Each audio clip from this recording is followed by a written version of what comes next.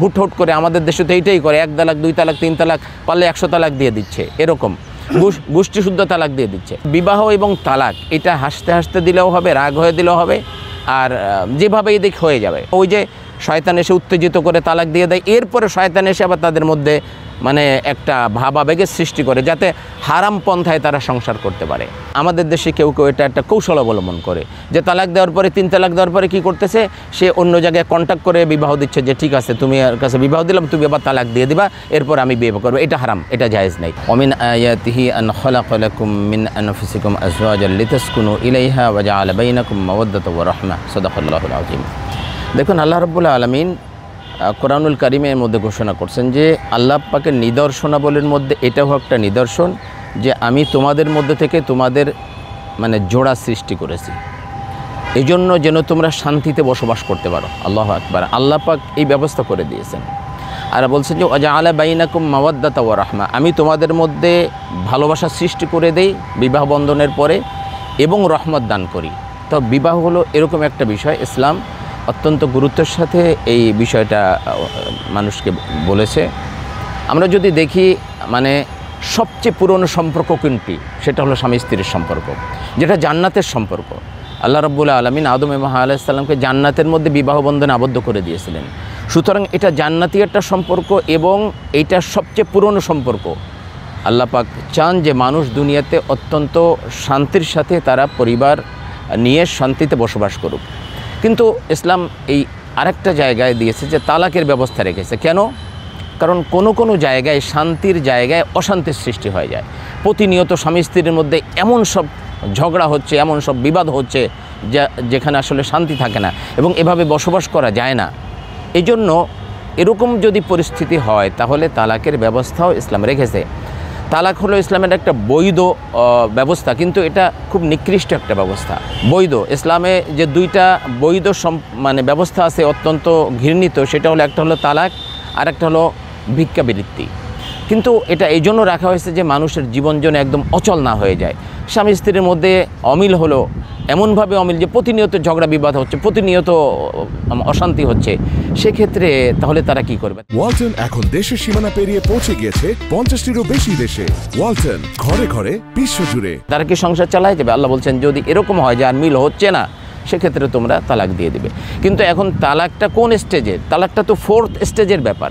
আমরা তো প্রথম স্টেজেই তালাক দিয়ে দিচ্ছি। প্রথমে বলা হয়েছে স্বামী স্ত্রীদের মধ্যে যদি সম্পর্ক ভালো না থাকে তাহলে তোমরা একে অপরকে বুঝাবে। এই তাতেও যদি না হয় তাহলে মানে গার্জিয়ানদেরকে তোমরা ডাকবে, গার্জিয়ানরা বোঝাবে, যাদের কথা সে মানে।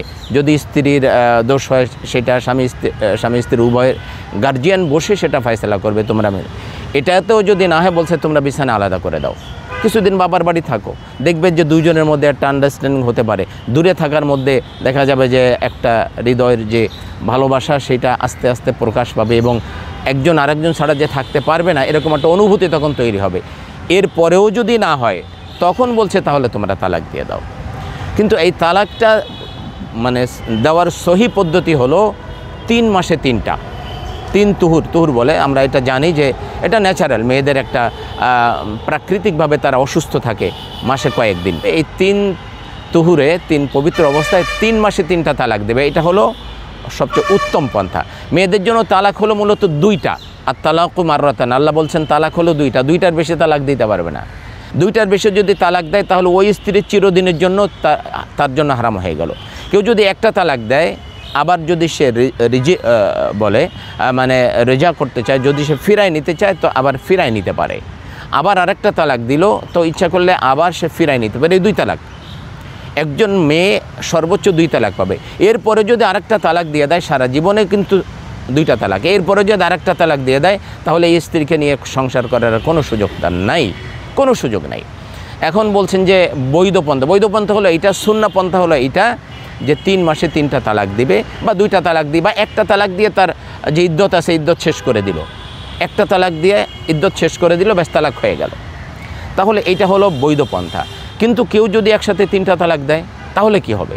হুট করে আমাদের দেশে তো এইটাই করে, 1 তালাক 2 তালাক 3 তালাক, পারলে 100 তালাক দিয়ে দিচ্ছে, এরকম গোষ্ঠীশুদ্ধ তালাক দিয়ে দিচ্ছে। তো এইটা হলে কি হবে? হ্যাঁ, এভাবে যদি কেউ তালাক দেয় তার তালাক হয়ে যাবে। সমস্ত ইমামদের মতে, ইমাম আবু হানিফা, ইমাম শাফি, ইমাম মালিক সবার মতে 3 তালাক যদি একসাথে কেউ দেয় তাহলে তালাক হয়ে যাবে, 3 তালাকই হয়ে যাবে। এই স্ত্রীকে নিয়ে আর সে সংসার করতে পারবে না। আমাদের দেশে যারা আহলে হাদিস বলে দাবি করে তাদের কেউ বলছে যে না, 3 তালাক একসাথে দিলে তালাক হবে না, একটাই কায়েম হবে। কিন্তু কোনো ইমাম এ ব্যাপারে একমত না। সবাই বলছেন যে 3 তালাক দিলে একসাথে 3 তালাকই হয়ে যাবে। আরেকটা বিষয় হলো বিবাহ এবং তালাক, এটা হাসতে হাসতে দিলেও হবে, রাগ হয়ে দিলেও হবে, আর যেভাবে এদিক হয়ে যাবে। আমাদের কাছে অনেকে আসে বলে যে হুজুর রাগের বসে 3টা তালাক দিয়ে ফেলছে, এখন কি করা যায়? মানে ওই যে শয়তান এসে উত্তেজিত করে তালাক দিয়ে দেয়, এরপরে শয়তান এসে আবার তাদের মধ্যে মানে একটা ভাবাবেগের সৃষ্টি করে যাতে হারাম পন্থায় তারা সংসার করতে পারে। বলছে হুজুর রাগের বসে তালাক দিয়ে ফেলেছে, এখন কি করব? তা আমি বলি যে আচ্ছা, কেউ শুনেছেন যে খুশি হয়ে কেউ তালাক দেয়? খুশি হয়ে তো তালাক দেয় না, তালাক তো এভাবেই হয়। সুতরাং আমরা এই পন্থা না যে আগে 1 তালাক দিলে তার মধ্যে যদি বোধোদয় হয় যে না আমাদের সংসার করতে হবে, অথচ 1 তালাক হয়ে গেছে, এই 1 তালাক এইরকম আস্তে আস্তে দেওয়ার মানে হলো তাতে সংশোধন করা, দুজনেরই সংশোধন দরকার। যদি স্বামীর অন্যায় হয় সেও সংশোধিত হবে, যদি স্ত্রীর কোনো অন্যায় থাকে সেও যেন সংশোধন করার সুযোগ পায়, এই জন্য তাকে মাস সময় দেওয়া। আবার যদি সে না সংশোধন হয় তারপরে আর 1 তালাক দেওয়া। এভাবে তালাক দেওয়ার মূল পদ্ধতি হলো এটা। কিন্তু কেউ যদি একসাথে 3 তালাক দিয়ে দেয় তাহলে 3 তালাকই তার জন্য প্রযোজ্য হয়ে যাবে। এটা হলো তালাকের বিধান। 1 তালাক 2 তালাক পর্যন্ত যদি দেয় তাহলে এই স্ত্রীকে আবার সে ফিরাই নিতে পারবে। কিন্তু 3 তালাক যদি দিয়ে দেয় তাহলে স্ত্রীকে আর সে ফিরাই নিতে পারবে না। হ্যাঁ, একটা পন্থা আছে, যদি এই স্ত্রী অন্য কোনো জায়গায় বিবাহ হয়, বিবাহর পরবর্তীতে ওই স্বামী যদি মারা যায় অথবা যদি ওই স্বামী তালাক দিয়ে দেয় তাহলে ইচ্ছা করলে তারা আবার বিবাহ বন্ধনে আবদ্ধ হতে পারে, কিন্তু এই স্ত্রীকে সে সরাসরি বিবাহ করতে পারবে না। এখন এই জায়গাটা আমাদের দেশে কেউ এটা একটা কৌশল অবলম্বন করে যে তালাক দেওয়ার পরে 3 তালাক দেওয়ার পরে কী করতেছে, সে অন্য জায়গায় কন্ট্যাক্ট করে বিবাহ দিচ্ছে যে ঠিক আছে তুমি আর কাছে বিবাহ দিলাম, তুমি আবার তালাক দিয়ে দিবা, এরপর আমি বিবাহ করবো। এটা হারাম, এটা জায়েজ নেই। এভাবে কন্ট্যাক্ট করে তাকে বলা যে তোমার সাথে বিবাহ দেবো, তুমি আবার তালাক দিবা, তারপর আমি বিবাহ করবো, এটা হারাম, সম্পূর্ণ হারাম।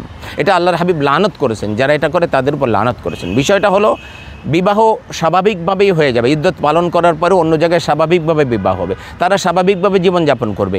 কোনো কারণে যদি ওই স্বামী কখনো তালাক দিয়ে দেয় তারপরে ইদ্যত পালন করে তারপরে আবার এখানে বিবাহ বন্ধনে আবদ্ধ হবে।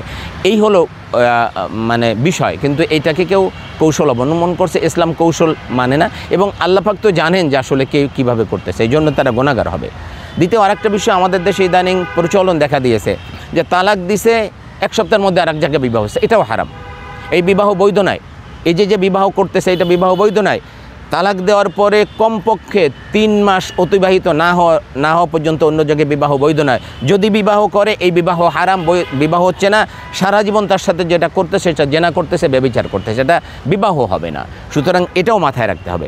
আর যদি স্বামী মারা যায় তাহলে 4 মাস 10 দিন তাকে ইদ্যত পালন করতে হবে। 4 মাস 10 দিন পরে তাকে বিবাহ দিতে হবে, এর আগে বিবাহ দেওয়ার কোনো সুযোগ নাই।